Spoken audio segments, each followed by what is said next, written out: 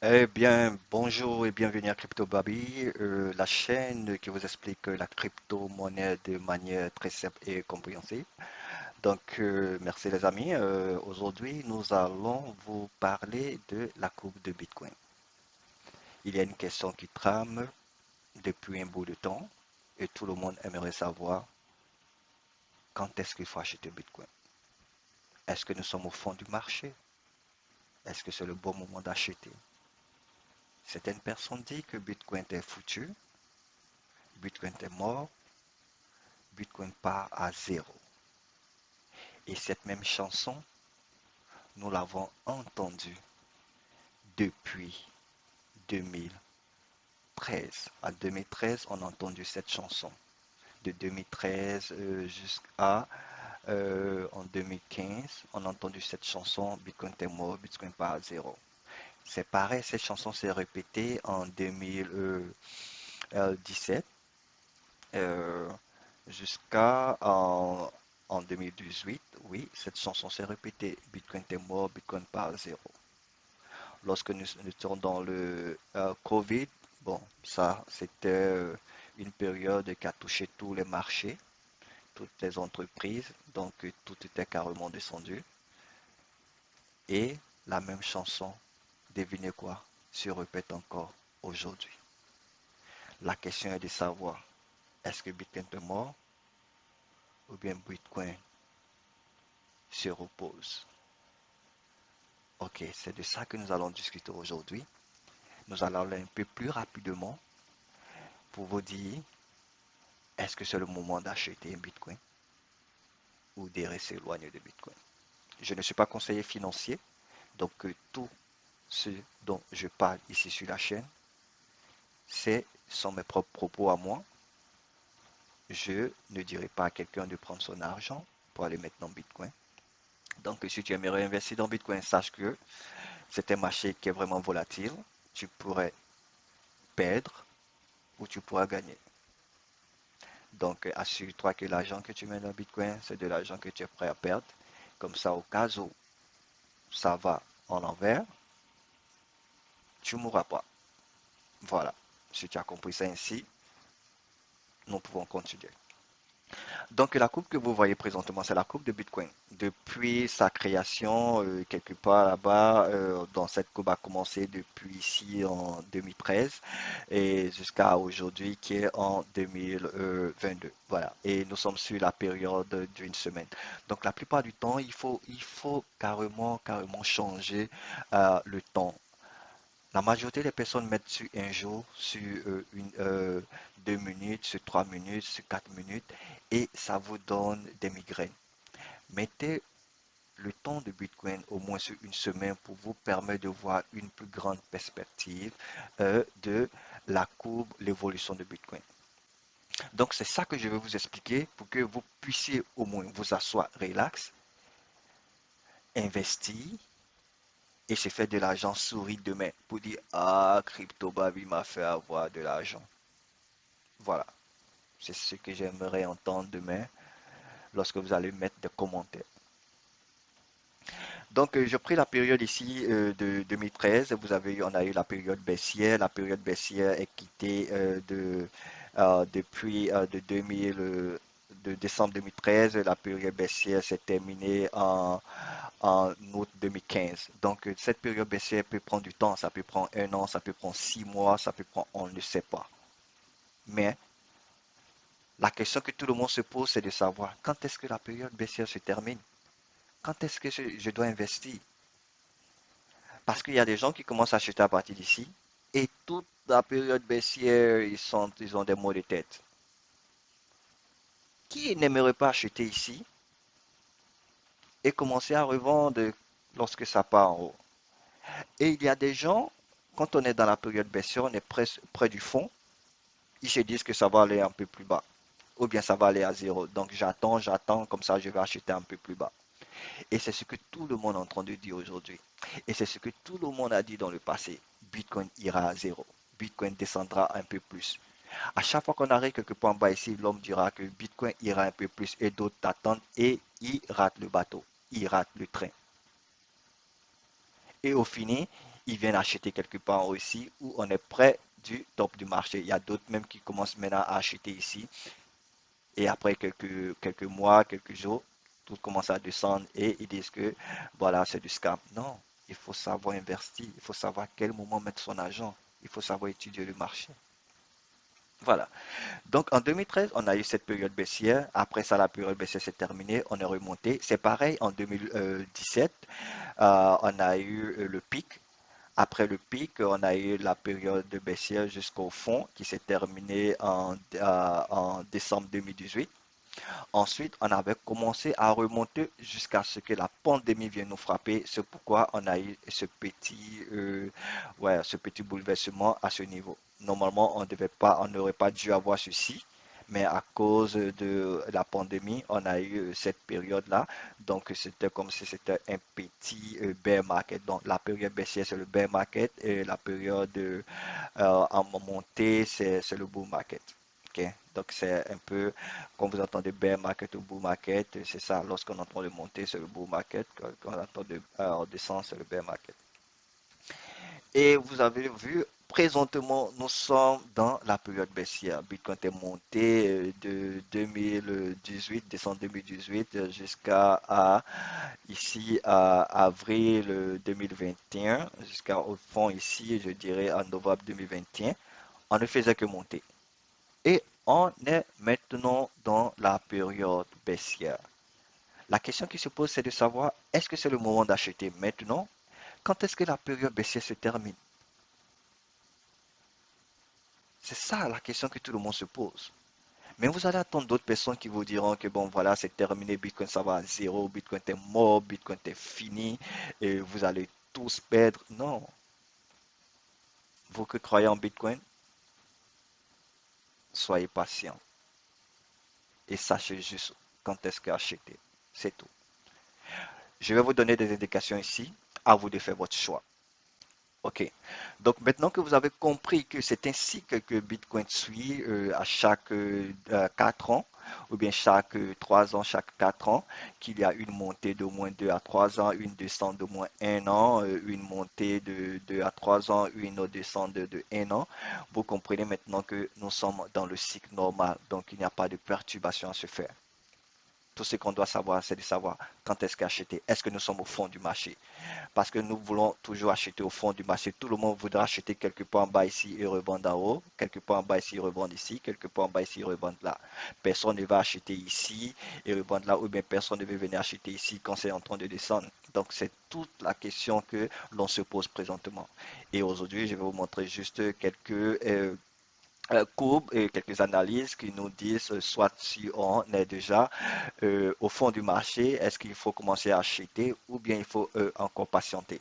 Donc, je vais commencer avec ma courbe numéro 1, c'est cette courbe qui est là. Et c'est toujours la courbe de Bitcoin, mais cette fois-ci sur la période de 3 jours. Et nous avons ici deux indicateurs. Les indicateurs nous permettent de prédire l'avenir, de prédire l'avenir de Bitcoin. Donc ici, nous avons la courbe sur une période de 3 jours et nous avons deux indicateurs. Nous avons l'indicateur qui est en rouge, ça c'est la moyenne mobile appelée Moving Average 200 et celui du vert c'est la moyenne mobile 50. Donc ici, qu'est-ce qui se passe? À chaque fois que la moyenne mobile 50 croise la moyenne mobile 200 allant vers le bas, ici, par exemple, ici, on a eu le croisement le 15 décembre 2014 et vous pouvez voir ici que le 10 janvier 2015, c'était le fond du marché. Donc, cela nous dit qu'à chaque fois qu'il y a le croisement, quelques mois après, c'est le fond du marché. Donc, durant toute cette période, si tu avais acheté Bitcoin ou tu avais commencé à acheter Bitcoin, tu as acheté un peu ici, tu as acheté un peu ici, tu as acheté un peu ici, tu as acheté un peu ici, tu aurais fait des gains si tu aurais revendu là.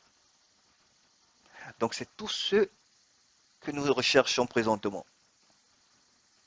Maintenant, ça c'était juste une fois. Est-ce que cette règle se confirme quelque part? Ok, on quitte en 2014, on revient après le pic du marché en 2020.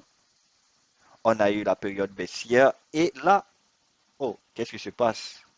Hmm, ça me semble un peu familier. Oh, ça s'est passé la même chose ici. Ok.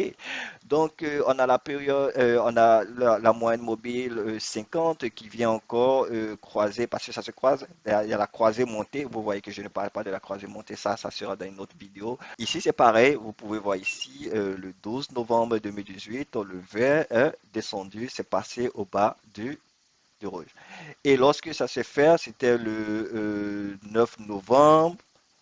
Ensuite, le 12 décembre 2018, c'était le fond du marché.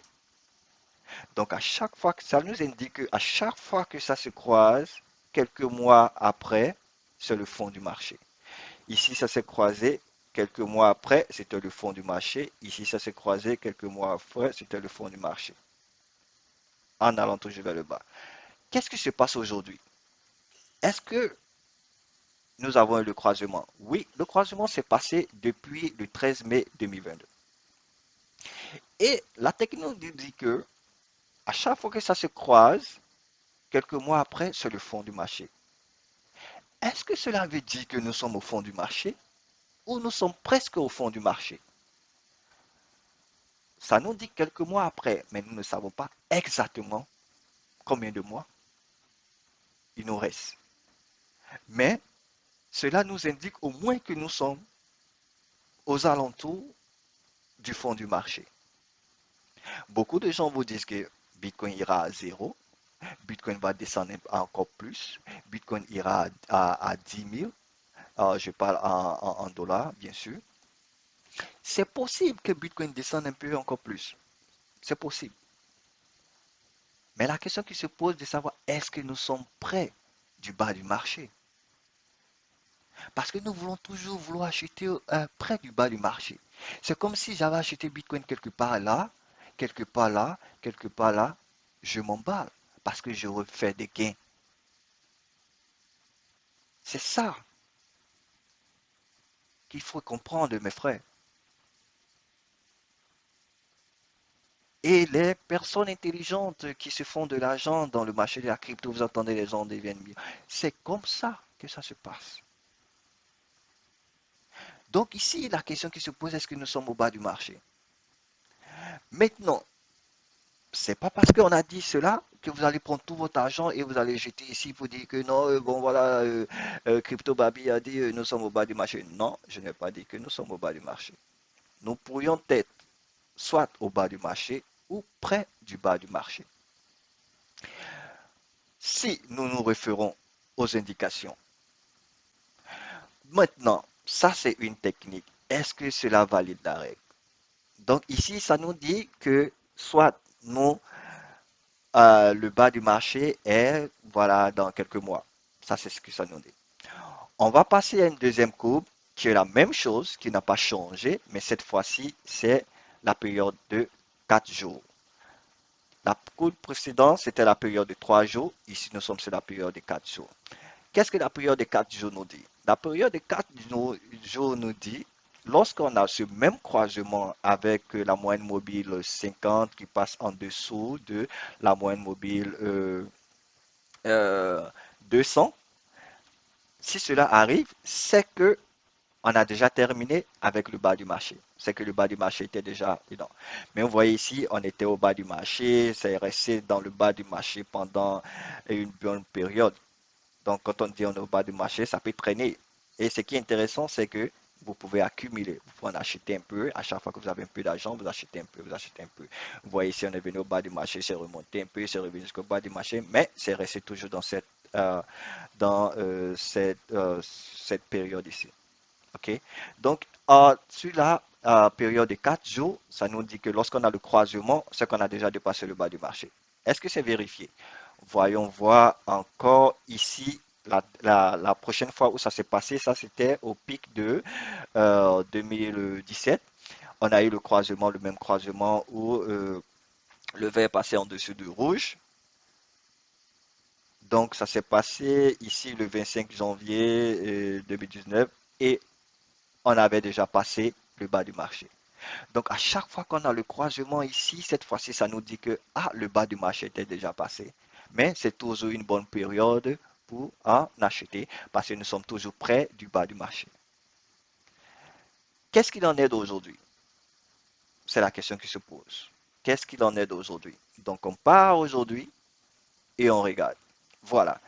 Donc cet indicateur que j'ai ici, c'est un indicateur qui m'a été fourni par mon formateur qui permet de prédire ce qui va arriver. Parce que normalement, ça se termine ici, celui-là. Donc tout ce que vous voyez en pointillé, c'est une prédiction. Donc cet indicateur a été programmé par mon formateur qui m'a remis, Monsieur Steve. Donc ici, ça nous permet de prédire quand est-ce qu'on aura le prochain croisement. Et en fonction de la prédiction ici, le prochain croisement se fera aux environs du 20 au, voilà, du 20, je dirais 20, 24 juillet. Donc, si ce croisement doit se faire le 24 juillet qui est déjà proche, c'est-à-dire, et dans le temps passé, ça nous a dit que lorsqu'on a ce croisement, c'est que le bas du marché était déjà présent. Donc ici, si on doit faire le croisement le 24 juillet par exemple, c'est que ici on est déjà peut-être au bas du marché ou bien proche du bas du marché. Je ne dis pas que Bitcoin ne pourrait pas descendre un peu plus, ça pourrait descendre un peu plus, mais nous sommes déjà aux alentours du bas du marché si nous nous référons à la technique qui nous est présentée. La question qui reste, c'est de savoir, est-ce que je dois acheter maintenant? Je dois attendre. Vous pouvez attendre de perdre le bateau, vous pouvez attendre de rater le bateau. Vous pouvez dire non, moi je vais attendre, je vais acheter à 10 000 et vous ne l'aurez jamais acheté parce que ça va peut-être se retourner et reprendre le boom market. Et maintenant, vous allez commencer à lutter, à acheter quand ça va commencer à monter. Il y a des gens qui achètent toujours au-dessus, au top ici, où tout le monde dit, eh bon voilà, ça va à millions et après ça commence à redescendre. Ce que vous voulez savoir, vous voulez faire, c'est de commencer à acheter quand nous sommes dans le rouge, comme nous sommes dans le sang, comme tout le monde pleure pour dire non que ça va à zéro. C'est là que vous achetez. Quand les gens se bousculent pour vendre, pour dire non que tout est terminé, c'est là qu'on achète. Un bon investisseur, c'est là qu'il commence à jouer avec sa serveur. Donc le frais, voilà. Donc c'est la deuxième technique qui nous dit que nous sommes soit déjà au bas du marché ou nous sommes près du bas du marché. Nous avons deux techniques qui nous confirment cette règle. Mais est-ce que c'est évident? C'est la question qui se pose. C'est pourquoi si tu as 100 000, si tu as 50 000, si tu as 10 000 que tu dois investir, que la technique ici vous dit que vous êtes près du bas du marché, vous ne jetez pas tous les 100 000 en un coup. Dans les 100 000, vous les divisez peut-être par 5. Vous achetez un peu aujourd'hui, vous attendez une autre semaine, vous achetez un peu encore. Si ça descend un peu plus, vous achetez un peu. Si ça remonte un peu plus, vous achetez un peu. Mais du moment où ça est dans la même rangée ici, si ça reste, si vous achetez Bitcoin à 20 000, que vous achetez Bitcoin à 19 000, que vous achetez Bitcoin à 18 000 ou à 12 000, il n'y aura pas grande différence quand Bitcoin sera à 100 000 dollars, quand Bitcoin sera à 500 000 dollars. Vous aurez fait des gains. Et c'est ce qu'il faut faire. Ok, bon, trop parlé, on va sauter sur la troisième courbe que je vais vous présenter ici, qui est la dernière courbe d'aujourd'hui, avant de vous laisser. Donc, c'est aussi la courbe de Bitcoin, mais cette fois-ci en un mois. Et vous pouvez voir ici que je marqué des parties en jaune, que j'appelle la zone en or. Et qu'est-ce que cette zone en or représente? Cette zone en or nous dit qu'à chaque fois que vous achetez Bitcoin dans la zone en or, vous faites des gains. À chaque fois que vous achetez Bitcoin dans la zone en or, vous faites des gains. Qu'est-ce que ça nous dit aujourd'hui? Est-ce que nous sommes déjà dans la zone en or? Maintenant, comment nous faisons pour déterminer la zone en or? Nous avons des indicateurs qui nous permettent de déterminer cette zone en or. Le trait rouge que vous avez ici, c'est un moving average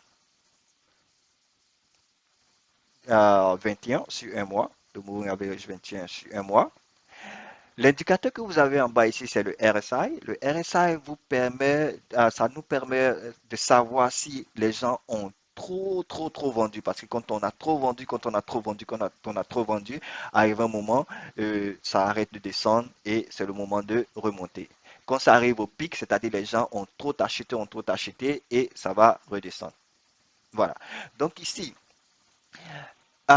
comment déterminer la zone d'or? À chaque fois que le prix de Bitcoin se trouve en dessous de cette ligne rouge et que l'indicateur RSI touche le niveau 43, vous voyez ici, ça n'a jamais touché ça. Dans toute l'histoire des Bitcoins, ça a touché ce niveau-là seulement que 3 fois. Et c'est tous ces 3 fois, on était dans la zone en or. OK?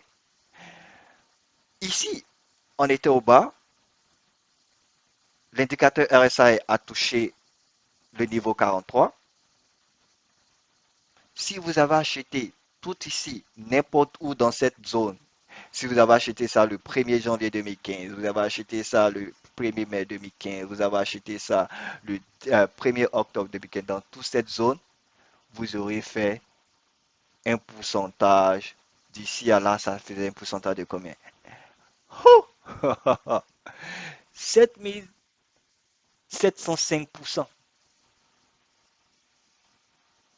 Voilà, ce sont ces pourcentages-là que nous voulons faire. Prenons la deuxième fois ici, où nous avons touché avec le RSI ici, à 43, et nous étions en dessous de Moving Average 21, dans la zone en or. Si on avait acheté tout ici, on était dans la zone en or. On aurait fait un pourcentage de combien ici? 1316%. Aucune banque ne peut vous offrir ça, même après 10 ans, 20 ans. Aucune banque ne vous offrira ce pourcentage si vous gardez votre argent en banque. Qu'est-ce que ça nous dit aujourd'hui? Est-ce que nous sommes dans la zone en or? Il faudrait que les règles se respectent. Il faudrait que le RSI touche le niveau 43. Il faudrait que le prix de Bitcoin soit en dessous du Moving Average 21. Et il faudrait que le prix de Bitcoin soit en dessous, le RSI touche. Ici, est-ce que le prix de Bitcoin est en dessous de Moving Average 21? Oui.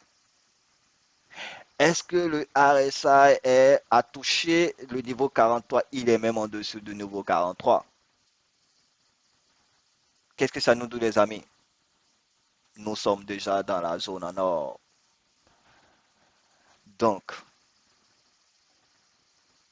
ne passez pas trop. Si vous voulez investir dans le Bitcoin, c'est le moment. Le moment où tout le monde pleure, c'est le moment d'acheter. Je ne suis pas conseiller financier. Si vous investissez dans ce marché, sachez qu'il est très volatile. Vous pourriez perdre facilement. Ah, mais vous pourriez aussi devenir riche. Il faut travailler avec la tête. À bon entendeur, salut. On se revoit dans une très prochaine vidéo. Je vous adore. Que Dieu vous bénisse tous. Au revoir.